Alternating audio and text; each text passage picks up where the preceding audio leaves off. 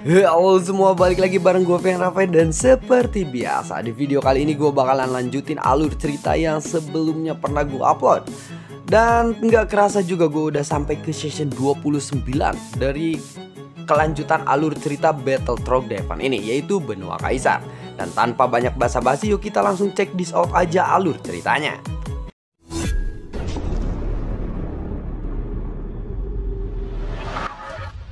Di episode sebelumnya, Xiayan yang membawa 853 untuk pergi ke lantai ke-9 dan diikuti oleh 3 bola cahaya yang sebelumnya ingin didapatkan oleh Xiayan.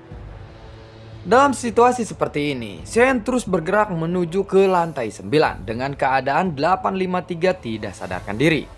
8 sosok yang sebelumnya mengejar Xiayan, saat ini mereka melesat dan mengejar Xiayan tanpa ada hentinya. Apalagi ketika mereka melihat ada 3 bola cahaya mengikuti Xiayan. Hal ini tentu saja membuat semua orang sangatlah iri dan ingin mengejarnya tanpa henti. Faktanya, Xiayan sendiri dalam kondisi yang sangat baik, karena pertarungan sebelumnya hanyalah kepura-puraan semata.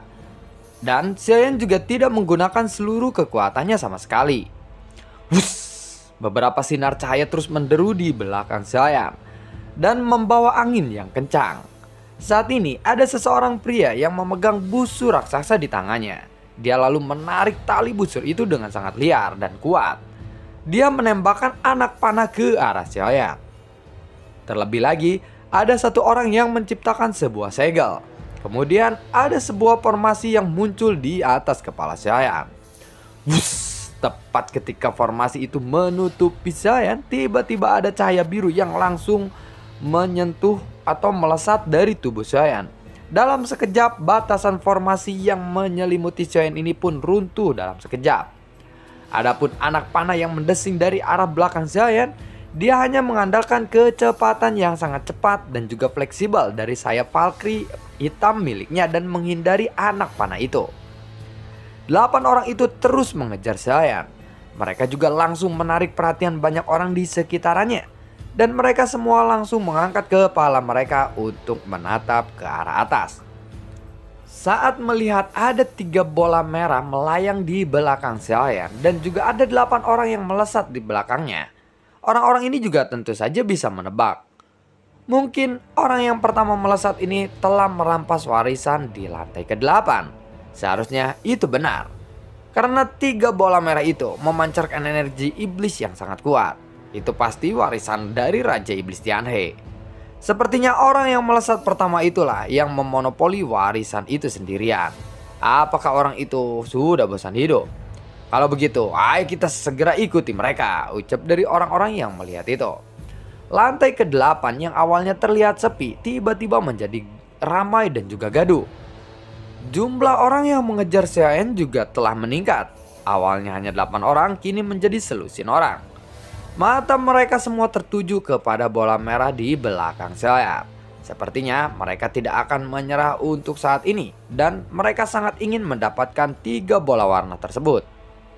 Semakin banyak petarung-petarung yang bergabung di dalam pengejaran ini, dan bahkan ada juga beberapa orang yang muncul di depan Xiayan. Tatapan Xiayan pun sedikit terfokus. Dia sama sekali tidak akan menunjukkan belas kasihannya. Dia mengangkat tangannya. Ketika dia menghadapi orang yang berdiri di depannya, Xiayan ingin menghancurkannya dengan satu pukulan saja. Namun pukulan Xiayan ini sepertinya tidak bisa efektif karena dia sedang menggendong 853. Buar, pukulan Xiayan yang mengandung kekuatan immortality dari klon dewa asli pun langsung meledak. Sedangkan orang yang berdiri di depan Xiayan ini adalah orang yang kuat yang berada di langkah keempat immortality. Menghadapi pukulan Xiayan ini, dia juga ingin menyerangnya dengan penuh percaya diri. Buar. Tinju mereka berdua pun bertabrakan, dan orang yang ada di hadapan Xiayan ini pun terpental ke belakang. Seluruh lengannya terlihat patah dan daging di tubuhnya berantakan. Kekuatan macam apa yang dimiliki oleh orang ini? Dia bahkan bisa memukul mundur seseorang immortality langkah keempat. Luar biasa sekali, ucap dari orang-orang yang melihat adegan itu. Mereka mengejar Xiayan, dan memang Xiayan juga tidak memahami situasinya saat ini. Namun setelah melihat dengan cermat penampilan armor yang digunakan oleh Giant, beberapa orang itu pun segera mundur dari pengejaran itu. Karena mereka tahu dan jelas orang yang menggunakan armor seperti itu adalah orang-orang dari dunia Taizu, dan mereka cukup menjadi ancaman. Namun 8 orang yang sejak awal mengejar Giant tidak pernah menyerah. Mereka terus mengejar Giant. Lagi pula 3 bola merah di belakang Giant ini terlalu berharga untuk mereka. Dan mereka yang gagal menahan sosok Giant tanpa sadar sudah mendekati lintasan cahaya menuju ke lantai ke-9. 8 orang itu pun langsung menegang seolah-olah mungkin Giant akan benar-benar lolos dari pengejaran mereka. Jika Giant diizinkan untuk memasuki lintasan cahaya itu, mereka mungkin tidak akan bisa mengejarnya lagi. Giant masih meluncur dengan kecepatan penuh, dan sayap Valkyrie hitam di belakangnya memang berada di luar jangkauan orang-orang di belakangnya ini. Meskipun Giant tidak dapat sepenuhnya menyingkirkan mereka, mereka juga tidak dapat mengejar Giant. Serangan dari jarak ratusan kaki ini terlalu mudah untuk dihindari oleh Giant karena dia memiliki sayap Valkyrie hitam. Serangan-serangan seperti itu tidak cukup kuat dan tidak akan menimbulkan gangguan kepada Giant. Giant masih sangat cepat, dan dalam sekejap dia dengan cepat mendekati cahaya atau jalur untuk menuju ke lantai 9. Mata Giant pun sedikit menyempit dan dia menghela nafas panjang. Saat ini dia melihat ada 7 atau 8 orang di belakangnya yang sedang memandang ke arah Giant. Sepertinya mereka hanya bisa melihat Giant menuju cahaya yang akhirnya akan sampai ke lantai 9. Dan bahkan jika mereka tetap mengikuti Giant, mereka tidak akan mungkin bisa bersatu atau sama di ruangan yang sama ketika mereka memasuki lantai 9. Karena pasti akan random. Dengan begitu, mereka pun pasti akan terpisah di lantai 9. Mereka tentu tidak akan bisa menjadi ancaman bagi Giant lagi jika mereka terpisah. Tidak 8 orang. Misalkan masuk ke lantai 9, mereka akan terpisah. Mungkin satu orang. Tidak langsung 8 orangnya berbarengan. Karena memang menara iblis Tianhe ini diciptakan atau aturannya memang seperti itu. Hanya permaisuri saja yang bisa keluar dimanapun yang dia inginkan. Oleh karena itu, sebagian orang secara perlahan mulai memperlambat kecepatan mereka. Jika tidak bisa mengejar Giant, maka mereka hanya bisa pasrah saja. Sosok Giant pun melihat ke arah 8 orang di sisi yang jauh dan juga tersenyum. "Semuanya, aku pergi dulu ya," ucap dari Giant. Dan semua orang juga melihat ke arah Giant pada saat ini. Dari kejauhan, meskipun semua orang telah menyerah, namun terlihat jelas mata mereka masih melihat atau terlihat ada sebuah kekecewaan karena tidak bisa mendapatkan warisan itu. Setelah beberapa detik berlalu, suasananya langsung menjadi canggung karena sinar cahaya itu masih belum memindahkan Giant ke lantai ke-9. Giant pun langsung menunjukkan ekspresi kebingungan. Kenapa sinar cahaya ini tidak membawanya ke lantai ke-9? Saat melihat Giant yang belum menghilang, seseorang langsung berteriak dengan sangat marah. "Semuanya, Raja Iblis Tianhe pasti ingin membantu kita sekarang. Raja Iblis Tianhe mungkin tidak rela orang dari dunia lain mendapatkan warisan yang kuat dari alam Suajin seperti ini," ucap dari orang itu. Setelah itu semua orang pun langsung melesat menuju ke arah Giant. "Sialan, apa yang terjadi?" gumam dari Giant. Giant pun juga langsung bergerak dan sayap Valkyrie hitamnya mulai terbuka lagi. Dan kemudian Giant pun melarikan diri dengan kecepatan yang sangat cepat. Giant melesat dengan kecepatan penuh. Dan masih sulit bagi 8 orang itu untuk mengejar Giant. "Sepertinya aku harus melakukan sesuatu," ucap dari Giant kembali. Sosok Giant pun langsung berputar dengan keras ke arah bawah. Dan mata Giant pun segera menyapu sekelilingnya. Kekuatan jiwanya yang kuat segera menutupi sekelilingnya. Saat berikutnya, Giant langsung berbelok kiri dan tiba-tiba masuk ke dalam kabut abu-abu yang tebal. Ke-8 orang itu pun segera kehilangan jejak Giant. Karena di dalam kabut abu-abu yang tebal itu terjadi fluktuasi yang begitu aneh. Sialan semuanya. Hati-hati, energi iblis di dalam sini sangatlah aneh dan mungkin akan menyebabkan halusinasi. Jika kita tidak hati-hati, kita akan tersesat di dalamnya, ucap dari salah satu dari mereka. Ke-8 orang ini pun akhirnya segera berhenti mengejar sosok Giant. Adapun Saiyan, dia sudah menghilang ke dalam kabut abu-abu itu dan tidak dapat ditemukan lagi. Apa yang harus kita lakukan sekarang? Apakah kita akan menyerah saja? Tanya dari salah satu orang dari mereka. Kemudian, semua orang pun saling memandang. Kecepatan Saiyan ini memang sangat cepat, sehingga hampir mustahil bagi mereka untuk bisa mengejar Saiyan. Apalagi jika mereka harus memasuki tempat seperti itu. Kemungkinan besar itu hanya akan mengarahkan mereka kepada situasi di mana mereka akan disergap oleh Saiyan saja. Sudahlah, aku tidak menginginkan warisan itu lagi, ucap dari salah satu orang dari mereka, dan kemudian dia segera pergi dari sana. Setelah satu orang itu mengusulkan untuk pergi, hati semua orang yang lainnya pun ikut terguncang. Namun, rasanya sudah terlambat bagi kita untuk pergi sekarang. Apakah kalian tidak merasa ada api hitam yang aneh di tubuh mereka atau di tubuh kita? Kita lihat saja apakah api ini bisa dihilangkan atau tidak. Begitu dia melihat sesuatu di daerah badannya, mereka memang sudah memiliki sebuah energi hitam. Dan mata semua orang pun langsung membeku. Jelas sekali bahwa mereka semua memiliki api hitam yang aneh pada tubuh mereka sekarang. Dan sepertinya setiap orang memiliki api hitam ini di tubuh mereka masing-masing. Aku rasa kita semua telah dibantai oleh orang dari dunia Taisu itu. Jika kita tidak pergi saat ini, mungkin orang tersebut akan membalaskan dendam kepada kita satu persatu. Setelah dia keluar dari sana, apakah semuanya berencana untuk masuk ke dalam sana dan berjuang untuk melepaskan diri dari api hitam ini? Tanya dari salah satu sosok dari mereka. Mereka semua gagal menghilangkan api yang hitam pada tubuh mereka, sehingga mereka tidak jadi menyerah untuk mengejar Saiyan.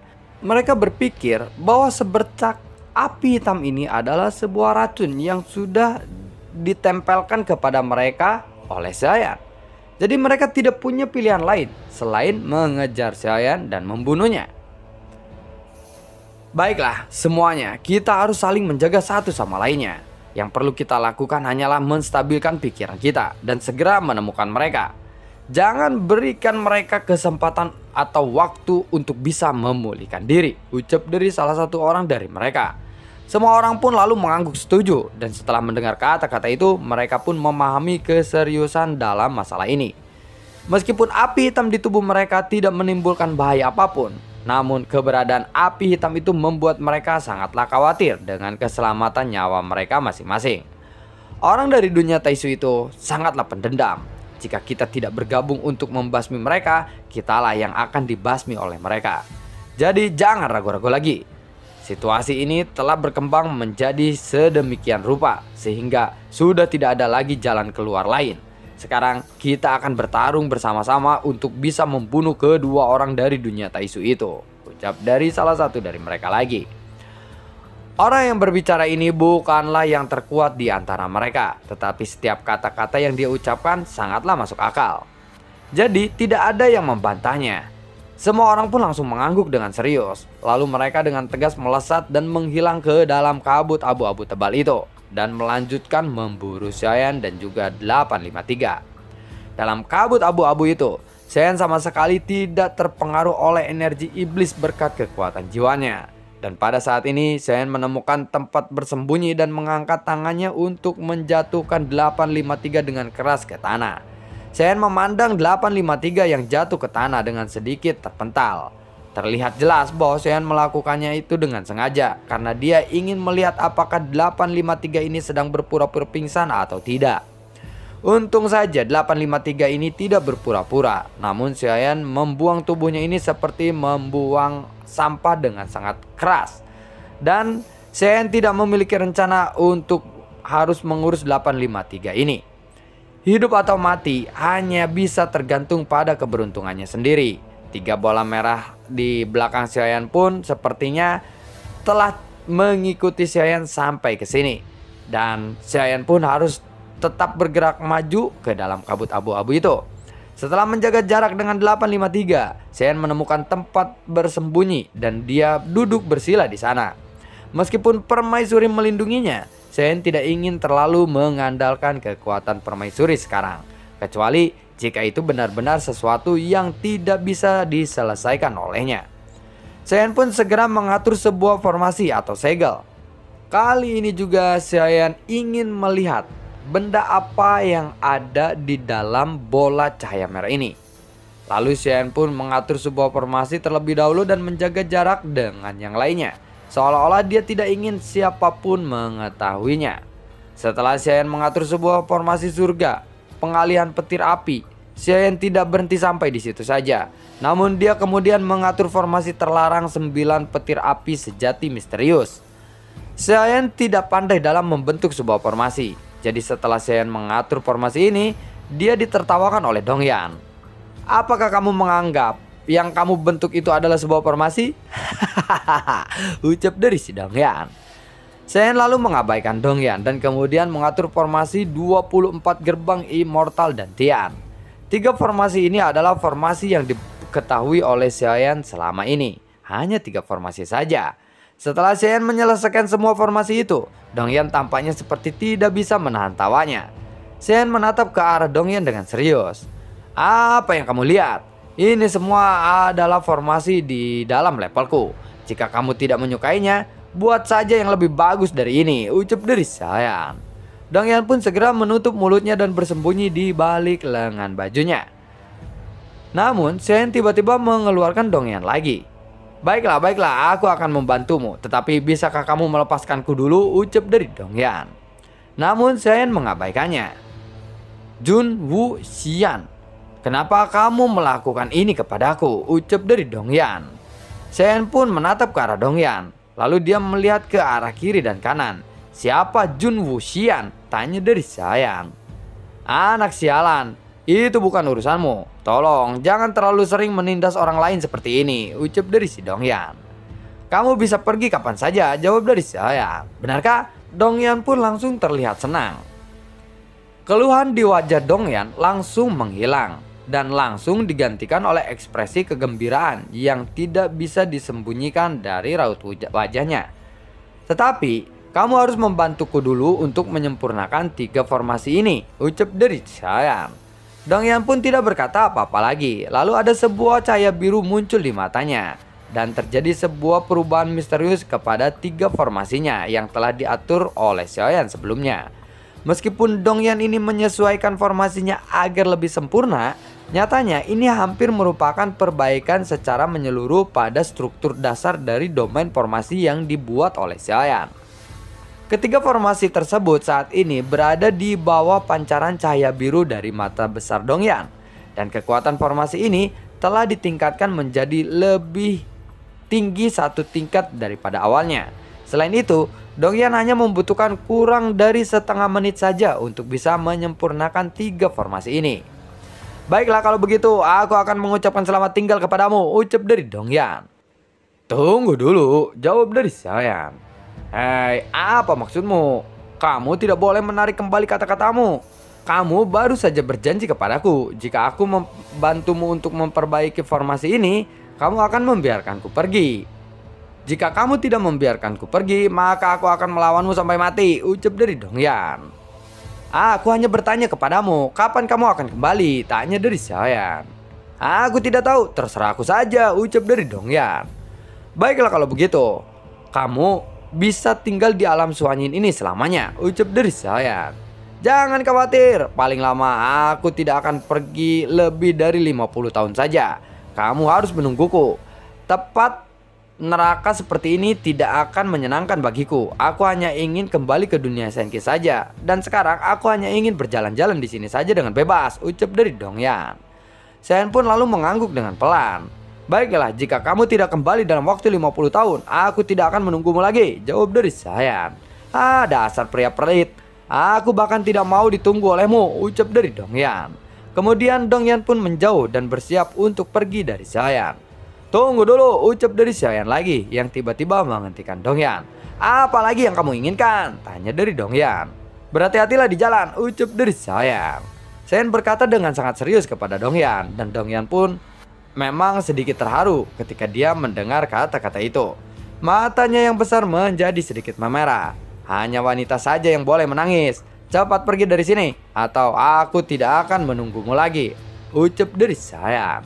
Rasa haru ini akhirnya tersulut di hati Dongyan dan seketika dia pun langsung hancur. Setelah dimarahi oleh Xian, sosoknya langsung melesat dan menghilang. Ketika kekuatan jiwa Xian menyebar, Xian memang tidak bisa merasakan aura Dongyan lagi. Sepertinya dia benar-benar pergi, ucap dari Xian. Dan lalu bagaimanakah kelanjutan ceritanya? Dan akhirnya Dongyan memutuskan untuk pergi atau berjalan-jalan ya sendirian. Lalu bagaimana Xian nanti ke depannya jika menemukan sebuah formasi tanpa kehadiran Dongyan? Sampai ketemu lagi di video gue berikutnya dan semoga sehat selalu untuk kalian. Gue juga tidak lupa untuk selalu ucapin terima kasih banyak untuk kalian semua yang sudah mendukung channel ini dari dulu hingga saat ini. Dan gue juga selalu ucapin terima kasih banyak untuk kalian semua yang sudah mensupport channel ini lewat link Saweria di bawah kolom deskripsi. Sampai ketemu lagi di video gue berikutnya. Assalamualaikum dan sampai jumpa. Dadah.